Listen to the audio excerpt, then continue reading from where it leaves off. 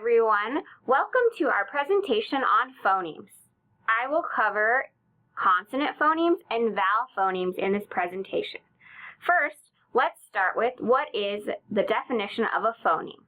Well, a phoneme is a speech sound. What is a speech sound? Well, a speech sound is the smallest unit of language that distinguishes meaning among words. So in short, the definition of a phoneme is that it is the smallest unit of speech. And by itself, a phoneme contains no meaning. So if we take the sound k, it has no meaning. As I previously mentioned, we have two types of phonemes. The first one is a consonant. A consonant phoneme is a speech sound that is produced by obstructing or partially obstructing the airflow. And a vowel phoneme is a speech sound that is produced with no obstruction of airflow. You might want to get out a mirror and see what this looks like. Look in the mirror and say the sound ah. That's in your bottom lower written on the slide. And then say the sound E. Your mouth is more closed for the sound E and is shaped differently than for the sound ah. And nothing is blocking the airflow in either of these sounds. Three things that describe consonant sounds that we're going to talk about is the sound voiced or voiceless? This is called voicing. Where is the sound constricted? So place of articulation. And then additionally, how is the airstream constricted, which is manner of articulation. And we'll get into more detail about what these are. Let's start with voicing. Put your hand on your throat and say the sound Z. Stretch it out like you're a bee buzzing. Zzz. Can you feel the vibration of your voice with your hand on your throat? Well, you should, because zzz is a voice sound because the vocal cords are vibrating. Now, I want you to say the sound S. Stretch it out just like you're a snake and you're hissing. This sound is unvoiced because your vocal cords do not vibrate. If a student has trouble distinguishing between a voice sound and an unvoiced sound, you can have them feel their throat where their voice box is located, and you can have them say whether or not the sound makes a vibration or not, just like I had you do here. Voicing is one characteristic of some consonants. So, if the sound is voiced, the vocal cords will vibrate. If it is unvoiced, the vocal cords do not vibrate. Additionally, you could put your hands over your ears and say the sounds. Zzz. You can hear the sound resonate in your head, but if you say the sound S, it doesn't quite resonate as much as the sound Z does. This brings up an important issue when we are teaching and how we produce sounds with our students. When we teach phonemes, we need to teach phonemes without adding any extra vowels. We need to teach unvoiced sounds without adding any extra vowels. Many teachers teach children that the letter P says P. That's not correct, though. You're producing two sounds spoken together if you do this, which is P and With this, you're producing the unvoiced sound P with the vowel sound P is actually an unvoiced sound, and we say P. It is not P. The sound for P is P. It is not P. And I did exaggerate that a little as well. Typically, when we talk about how we make sounds, we look at how air is expelled through the mouth or the oral cavity. Here's a cross view of a human head looking to the left. in which here you can see where the air would be expelled through the mouth. As mentioned, another distinguishing feature for consonants is our places or place of articulation. The definition for this is the point where a sound is produced, so where we make it, and that's referred to the place of articulation. These features include shape and position of the lips or your mouth, where the tongue is located. Your teeth might be included, where the tongue might be behind the teeth, and other parts of the mouth. And with this, air is coming from the lungs and is constricted somehow to create consonant sounds. There are many different places of articulation, and so we're going to go through each of them first. One thing to note while we're here is that struggling readers can be confused by sounds that are made or created in the same place or location. Some sounds are produced with your lips, others are produced with your upper teeth on your bottom lip, some with your tongue behind the upper teeth, tongue behind the teeth, roof of the mouth, back of tongue on the back of your mouth, or at the throat. I have simplified these on your chart, but I just wanted you to be aware of what we actually call these. So, the bilabial are made by bringing two lips together. Our labiodental sounds are formed with the upper front teeth and the lower lip. Our interdental are made with the tongue between the teeth. Our alveolar, I never can say that one right, is when the tongue is put behind our alveolar ridge. Our palatals are made with the front part of the tongue on the roof of the mouth, behind the alveolar ridge. And then we have velars, which is the tongue raised against the soft palate in the back of your throat, called the velum. And then the last one is your glottal, which is the back of the throat. Next up, we talk about manner of articulation. This is another way to classify sounds by their manner of articulation, and I do want you to be able to know what these are. Sounds produced in the same manner are often confused with one another. Manner of articulation refers to the airstream as it travels through the mouth. This refers to how our sound is made, or the production of the airflow through the mouth. Where and how each sound is made constitutes a set of distinguishing features. The first set here are known as stops, and these have a complete obstruction of air. So essentially, we stop the air and then we release it. There are three different sets of where these are produced, but I'm just going to give you one example, and then we'll review all of them when we get to our bigger chart that has an inventory of our English consonants. So an example would be P and P. The difference between these two is that this P is making a sound P, which is unvoiced, while our letter B is making the sound P, which is voiced. Moving on from there, we have a fricative, and this is a partially obstructed with a slight hissing sound. An example of this would be S, like when we were stretching out like we were a snake hissing. After that, we have a fricative.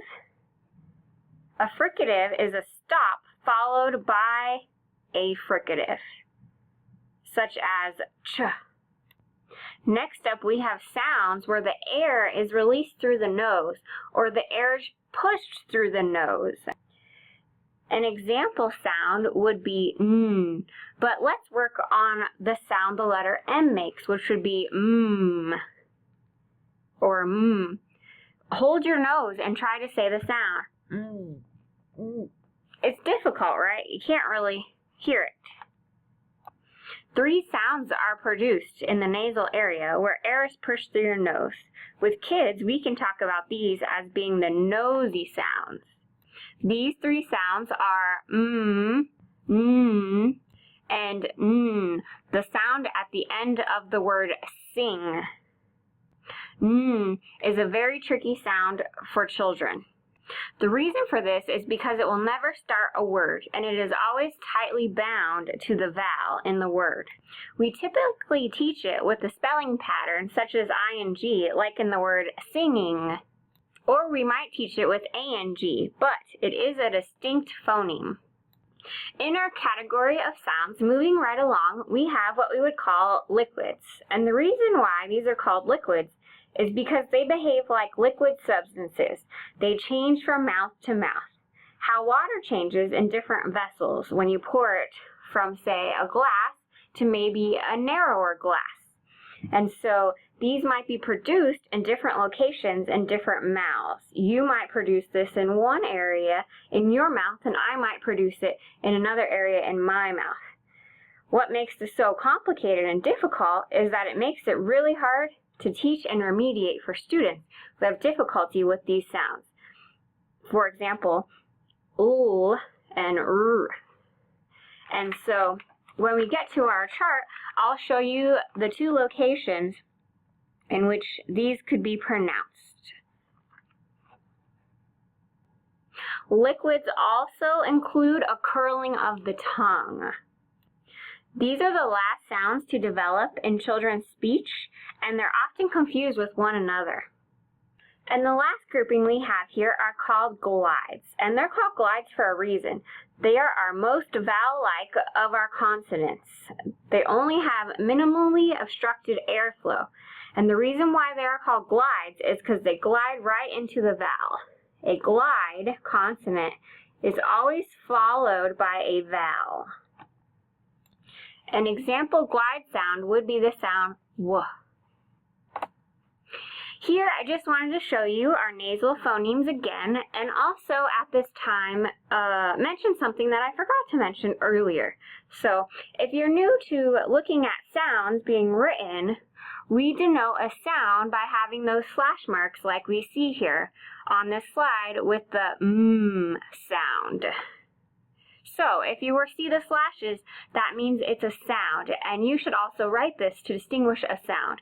If you just see the letter M without these slashes, it's showing the letter, not the sound. Something important to note, which I said earlier, but I would like to say again, children who struggle with phonemic awareness often confuse sounds that occur in the same manner of articulation. So do keep that in mind as we move forward. Something else that we should note here is continuous sounds. Continuous sounds can be said until we run out of breath. So if we take a sound, which we've said earlier, like we can say it until we run out of breath, right? But we should also make sure it's not m. We don't want to produce this sound with an added vowel sound, or the same as s, not s. Now, I kind of mentioned stop sounds earlier, but I wanted to spend a little extra time on it. So, stop sounds, we say them with one breath of air and stop, such as k. It's kind of impossible to say without that added vowel, that UH sound, the but we want to clip it as much as possible. So we try to clip that vowel as soon as possible. K. We want to try to clip that breath of air. Here is our entire inventory of American English consonants. We kind of went through place of articulation, and I gave you their technical terms, but here it's just listed where it's being created. And then we talked about manner of articulation as well. And on this chart, it also shows whether it is an unvoiced consonant, meaning your vocal cords are not vibrating, where we held our hand to our throat and saw our vocal cords vibrated, or if it's voiced, meaning they do vibrate. And then we talked about stops, nasals, fricatives, affricatives, glides, and liquids. We have three sets of stopped consonants. The first group is made with your lips, p and p. And then we have tongue behind teeth. These would be t and d. And then the last two are made by lifting your tongue at the back of your mouth and touching the soft palate. These are k and k. I want you to notice that we represent the k sound with the letter K between slashes, not the letter C. The letter K consistently represents the sound K, while C does not. Then we have our nasal sounds, also known as our nosy sounds, and these are voiced, and these are and like in sing. Next up are our fricatives. Remember, those are continuous sounds. They are caused by friction, which means we usually have a buzzing or hissing quality to those sounds. Two of our fricatives need a little more attention than the other ones in this area. One of these is the voice sound th. Then we have th. This sound, or both of these sounds, is represented by the letter pattern TH. Again, we have the unvoiced sound th, which would be in words such as thumb, thimble, thin, thick, thanks, bath, path, and math. Then we have the voice sound th, which could be in keywords such as this, that, these, those, thus, soothe, and breathe. The difference here, or the distinction, is just a voicing. One sound is voiced and one is unvoiced. So in order to show the difference, the voiced sound has an underline underneath our TH within our slashes. Children will be confused if they learn only one of the sounds for the letter pattern TH. Then we have sounds that are with the lips and the teeth, not quite as complicated as our TH pattern is. And we have, I like the sound, or the word fish, and then you have v, like in vacuum. I've already described the sounds that the letters S and Z make with voicing. Remember, the Z like you're buzzing, z, and the S sound like you're a snake hissing, s. Then we have sounds made with the roof of our mouth, and this can be a little complicated as well. We have the sound sh, and then we have the sound zh, which is recorded by the Z and the H. Oftentimes, teachers will not teach this sound to children because we do not have a consistent spelling for this sound. Again, as a phoneme, we record that sound with the letters Z and H between slashes. Next up, we affricates. Affricate sounds combine a buzz or a hiss. They're a stop with the fricative. There are only two of these sounds, and they are ch and j. Then our glides are the most vowel-like of our consonants because they glide into the vowel. They're always followed by a vowel, and we have 4 of these. Also, glides never end a word. Let's start with the glides that are made with the back of our mouth. These would be w and wh. The roof of our mouth makes the sound y, and then the throat would be h. The WH spelling would include words such as which is which. So if we were talking about a witch that could enchant us with her magical wand, we would use our WH letter between slashes to represent that sound at the beginning of our word. Now, even though that's the same sound in those, in the word witch, W-I-T-C-H, we just have a W for the letter, but it's still that same sound. Our last category of sounds are those liquids. Remember, they behave like liquid substances because they could be produced differently in different people's mouths. The first liquid sound is ooh, which is usually the tongue behind the teeth, but you might want to get a mirror out and see where it is produced in your mouth. It might be somewhere different. And then our next sound is rrr. This could possibly be tongue behind the teeth, or perhaps roof of the mouth, because your tongue pulls back to the roof of the mouth. So those could be in different locations for you. That's why there's an arrow. So check it out in a mirror and see where it is for you. Next up, we're going to talk about our vowel circle or vowel chart. This is one of your handouts I provided for you online, and so we have 15 basic American English vowels that can be distinguished from one another on the dimensions of tongue position, front, mid, and back, as well as tongue height, such as high and low. First, let's start with what we call the smile sounds. Watch this boy's mouth shape change as he says these vowels. Our first one in the top left is E. Our next one is I, A, and finally, Eh. Do you see how his mouth is smiling as he changes from one sound to the next? He opens his mouth a little more. The boy's jaw is also slightly dropping from one sound to the next as well. These 4 sounds are classified as our smile sounds because your mouth is smiling when we're making them. Our next group of vowel sounds are called open sounds. For these, your mouth is fairly wide open when you produce them. Look at this boy's mouth as he produces these 4 sounds. Starting at the top left again, the open sounds include I, like saying I will go to the store, ah, like when a doctor wants to see your throat, and the sound These 3 continue after our smile sounds with your jaw and your mouth continuing to open as you change from one sound to the other. All of the vowels we have looked at so far are called front vowels. The reason for this is because the front of your tongue drops as your mouth opens. Let's say them all. Grab your mirror, look at your mouth open as your jaw drops.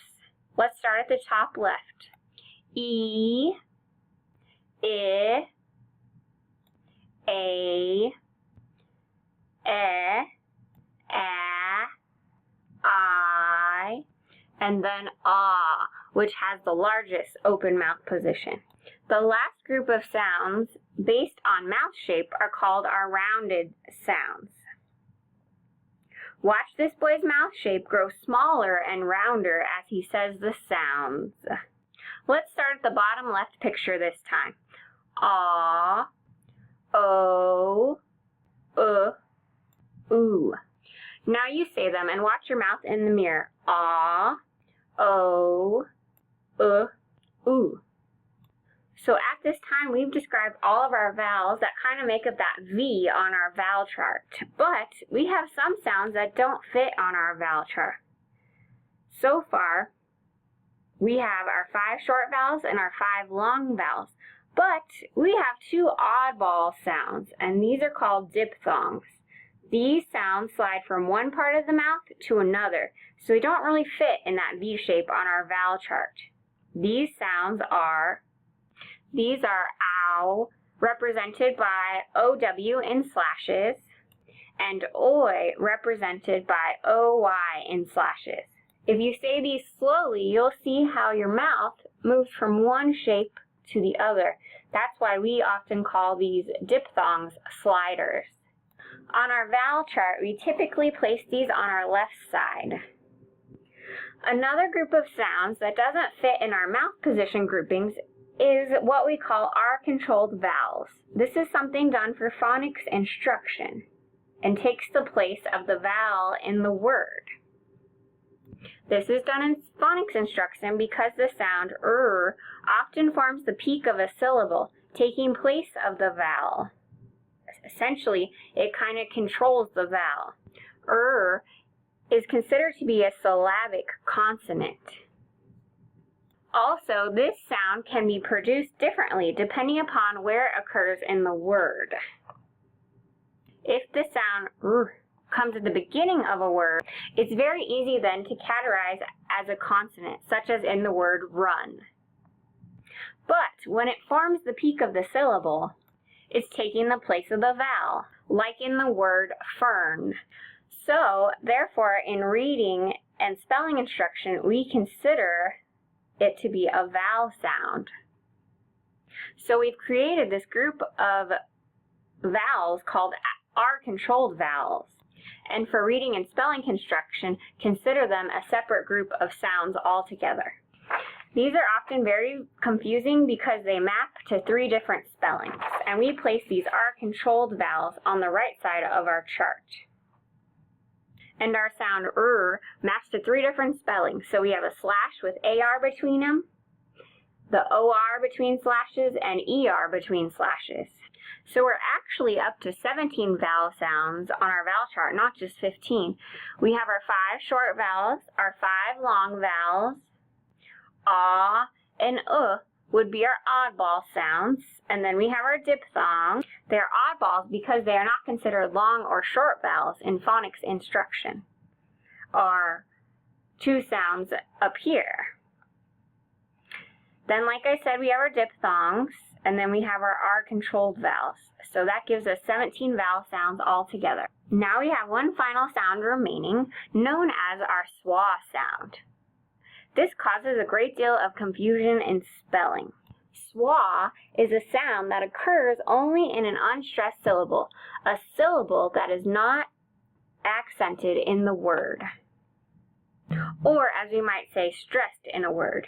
When this happens, the quality of the vowel is reduced in unstressed syllables. Think of the sound for the letter A in the words acorn or apron, and then compare that to the sound of the letter A in about and around. In the words about or around, the first syllable is not stressed. It's not accented, and the letter A sounds like a short U, which is a very common sound for a schwa sound. Our schwa sound could also resemble a short I sound as well. Schwa, if you were to look it up in the dictionary, is represented by an upside down E. So we additionally will use this in slashes as an upside down E to represent our schwa sound. And this sound tends to happen in the middle of your mouth. And so that's why it will go in the middle of our vowel chart.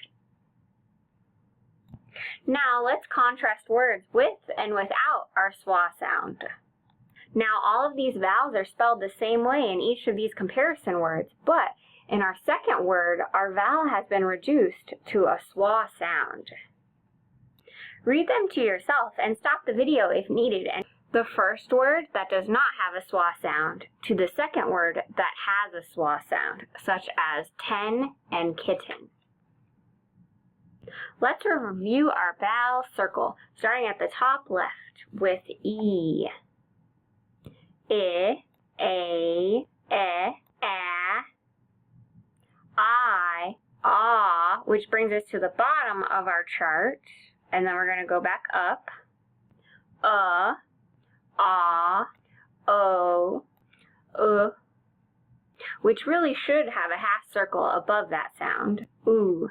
Then our diphthong vowels on the left of our chart. Ow and oi. Then we have our R-controlled vowels represented by with 3 different spellings on the right of our chart. And then our last vowel is our schwa sound. So that completes our vowel circle, and this completes our inventory of phonemes. So we have 18 vowels on our vowel circle, and we have 25 different consonants. Now, some people will disagree with these, and also certain parts of the country might produce sounds differently, or they may not even have some of these sounds. But for purposes of reading and spelling, these are the sounds we need to be sure we are teaching our children and our students, so that our students will be able to produce these sounds and better be able to assess these sounds, and also so they know how to say these sounds. I hope you enjoyed this presentation. If you have any questions, please feel free to email me.